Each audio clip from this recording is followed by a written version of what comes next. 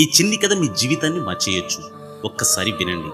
ఒకప్పుడు ఒక అడవిలో చిన్న కప్పల దండు ఉండేది. ఒకరోజు వాళ్ళందరూ ఒక గొప్ప పోటీ పెట్టుకున్నారు. ఎవరైతే ఎదురుగా ఉన్న ఎత్తైన కొండను మొదటిగా ఎక్కుతారో వాళ్ళే విజేత. పోటీ రోజున ఎన్నో కప్పలొచ్చాయి. ఆ కొండను చూసి చాలా కప్పలకు భయం వేసింది. ఎందుకంటే ఆ కొండ చాలా ఎత్తుగా ఉంది. చుట్టూ పలచని రాళ్లు. అయినా సరే ఆత్మవిశ్వాసంతో చాలా కప్పలు పోటీలో పాల్గొన్నాయి. పోటీ మొదలైంది. అన్ని కప్పలు ఎక్కడం మొదలుపెట్టాయి.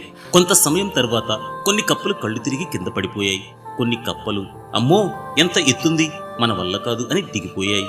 అయితే అందులో ఉన్న చిన్న కప్ప మాత్రం ఎంతో ఆనందంగా ఉత్సాహంగా ముందుకు సాగుతూ ఎక్కుతుంది. దిగిపోయిన మిగతా కప్పలు ఓయ్ ఆగు, నువ్వు పడిపోతావు, ఇది నీ వల్ల కాదు, ఇక చాలు దిగిపో అని పెద్దగా అరుస్తున్నాయి. కానీ ఆ కప్ప మాత్రం ఎవరి మాట వినకుండా సంతోషంగా ఆ కొండను మాత్రం ఎక్కుతూనే ఉంది. చివరికి అందర్నీ ఆశ్చర్యానికి గురిచేస్తూ మొదటి కప్పగా కొండ శిఖరాన్ని చేరింది. అన్ని కప్పలు ఇతను ఎలా సాధించాడు అని ఆశ్చర్యపడ్డాయి. ఆ కప్పలలో ఒక కప్ప దానికి చెవులు వినిపించవు, అందుకే ఎవరేమన్నా అది వినలేదు. తన ధైర్యం నమ్మకం మీద ఆధారపడి తన లక్ష్యాన్ని సాధించింది అని చెప్పింది. మన జీవితంలో కూడా చాలా మంది నీ వల్ల కాదు వదిలే అని చెప్తుంటారు.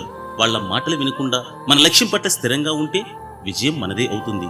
కొంతమంది మనం సక్సెస్ అయిన తర్వాత అరే మేము ముందే చెప్పాం కదా, నువ్వు తప్పకుండా సాధిస్తావని అంటారు.